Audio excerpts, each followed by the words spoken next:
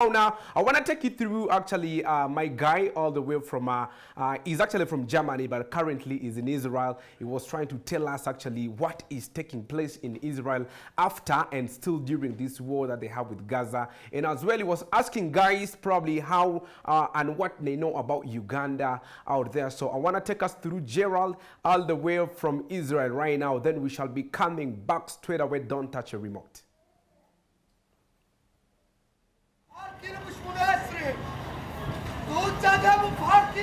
My name is Gerald, and we're here now in Jerusalem, in Israel. Jerusalem, the capital of Israel, the capital of the Jewish people. We're here on the central market in the city. It's called the Shuk. And we're here to meet some young people from Israel, young guys from here, and see how they feel in the situation right now, what they think about life in Israel, what they can share about the experiences here, and also what they have heard about Uganda and what things they can give and recommend the people in Uganda to improve their situations. You are here with me now with Gerald from Israel in UCTV. Thank you so much for being with us here now on UCTV for the people in Uganda. First of all, can you tell us a little bit, how do you feel right now in the situation with the war going on in Gaza, and how does it affect the life of young people in Israel right now? How does it affect us? It affects us hearing the news, hearing all the tragedies that are happening. Does it affect day-to-day life, like what you do? You got to be more aware nowadays, but theoretically, people live their average day life now. Like they live their lives, but you got to keep in reminder of what's happening there as well. There's a lot of international criticism about the Israeli strategies that are carried out by the military in Gaza. What do you say about this?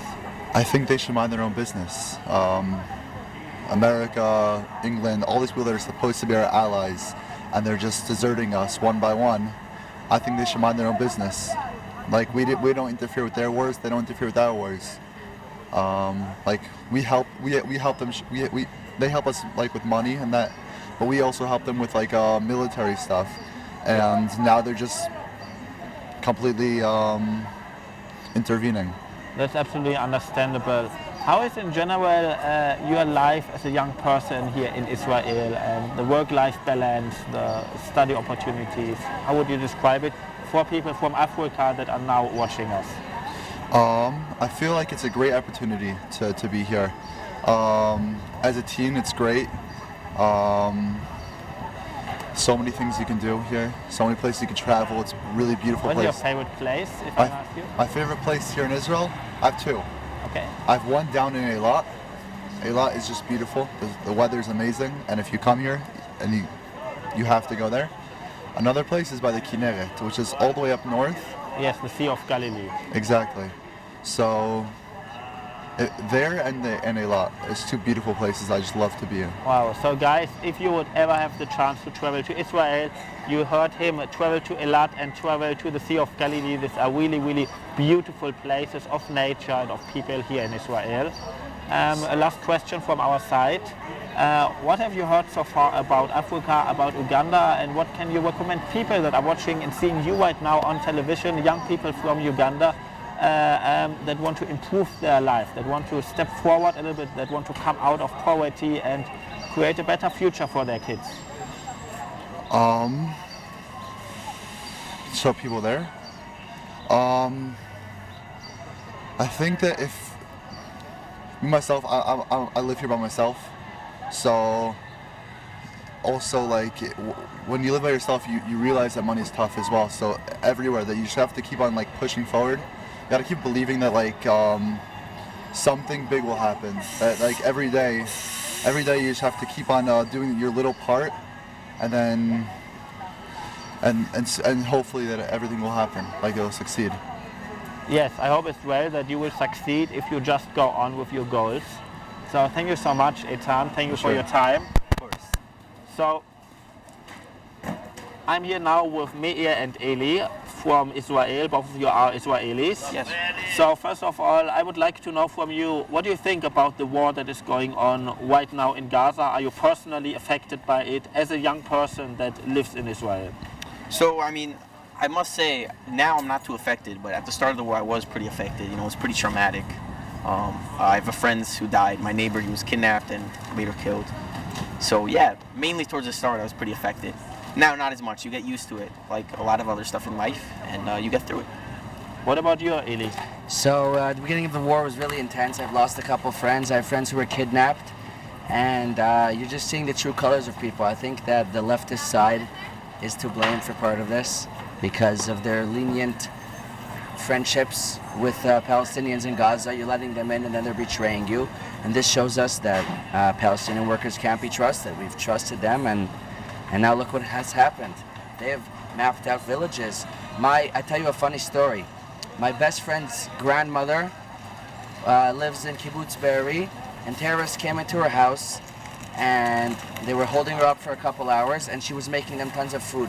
And she gave them food and they got super tired and they fell asleep and she escaped. Her son is the chief of police over there, and she managed to survive by feeding the terrorists cookies and milk. But it's a horrible situation, and we hope to see the light soon, man. I don't know. This is a crazy You just world. said you hope to see the light soon. Do you have any ideas how the situation in Gaza can be solved, or what can be there in the future? So, first of all, no Palestinians can be trusted in Israel, in my opinion. Muslims is okay, Israelis, but not Palestinians, right? We need clear boundaries of who is our friend and who is not, which is very hard to determine. And we gotta watch over our kids, man. These kids are hanging out with the wrong people, and they're getting all these leftist ideologies, and then they grow up to love the other side. And that's what I see. You know, my family doesn't talk politics for that reason, because, boom. I get it. Also, Hamas needs to be out of here, because if they're still around, they're gonna just respawn. It's a domino effect. You're gonna get rid of 10,000 of them, and then 6 months later, they're gonna have another 1,000, and 10 years from now, it's starting all again. So we need to finish the war, and God willing, it's all gonna be okay. As you probably know, the government of South Africa took a very strong diplomatic stance against Israel. Also, the US administration is criticizing Israel for its means in this war. What would you tell them? And what would you tell the people from Uganda that hear a lot of noise from South Africa? Where can they get more accurate information about what is going on here right now? All right. Well, what I would say is, first of all, some of the criticism is, of course, well-founded. You know, we are killing a lot of innocent people, but I just have to say that there's one person to blame, and that's the organization of Hamas. They're to blame. They're using them as human shields, and unfortunately, to target the militants, unfortunately, there's a lot of collateral damage, and innocent people are getting hurt. So the criticism is founded. We are killing innocent people, very unfortunately. Nobody wants to do that, and it's very founded. Unfortunately, the BRICS, they've taken a stance against us. South Africa, they've taken us to the court of the ICJ, very unfortunately. But we'll have to get through it. Honestly, if we want to see an end in sight, we really have to get a lot of international support. All the support from Uganda is especially very helpful, and we very much respect that, especially the Ugandan judge who in the ICJ. She was very helpful, and I'm sure she will continue to be. And we have great respect for the people of Uganda and anybody else that shows support for the nation and the land of Israel. Just want a good point, how to bring the economy to rise. What would you recommend the people of Africa, especially of Uganda, what can they improve in their lives if they want to grow up financially and generally with their life situation? So you're saying in their situation? Yeah, in their situation. What can you recommend a person that is watching us right now on UCTV? How can he improve his life if he, for example, is from a poor family, he lives in a slum? What can he personally do to improve his life, to have a better future for his kids? Well, I'll tell you right now. So I'm not that old. I'm only 18 years old. I don't have that much wisdom. But what I can tell you is that knowledge is free. And to you sitting right there who's looking for opportunity in life, you might not have grown up with it. You might not have been born into opportunity, but you can always create it for yourself. You know, there's a lot of luck involved, but generally knowledge is free. Go out there. If you don't have a computer, go to a library. Go to somewhere where you have one. Get as much knowledge as possible. Look for a job. Look for opportunity. Go where your heart tells you to go. And you'll definitely find it there. Wow, that's a really good statement. And last question to you. Do you know any famous people from Uganda? What have you heard so far about Uganda? Okay, so two things. First of all, the Chief of Justice. Not the Chief of Justice, the judge who's in the judge ICJ. in Den Haag. Yeah, I know her. Yes, she's very nice. I have great respect for her. Maybe the young people will know the recent TikTok star from Uganda. This little kid, and he dances. I forgot his name. I think it's like Rango or something like that. I've seen him dance. Seems like a happy little guy. Yes. Very nice. I'm pretty sure he's from Uganda.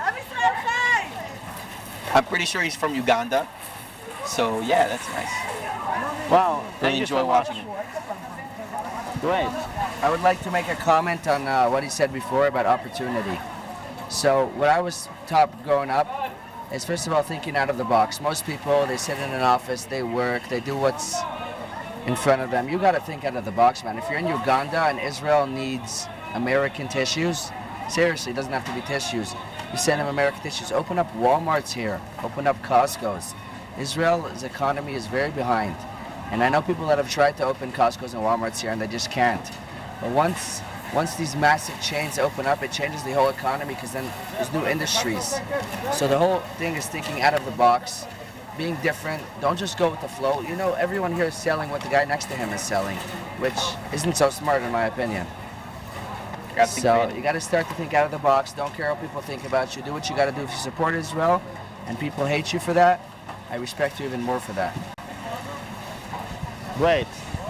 So I just heard you are going now to an art project, or you are Yes, promoting. we are promoting in our project. Yes. Promoting Mr. Black, guys. He's always Mr. watching. Black. So good luck with Mr. Black. Thank you. And Thank you have very a much. blessed day and a good week. Good luck to you guys too, and to Uganda in general. Thank you so much. Thank you for hearing us out. You have a good one, brother.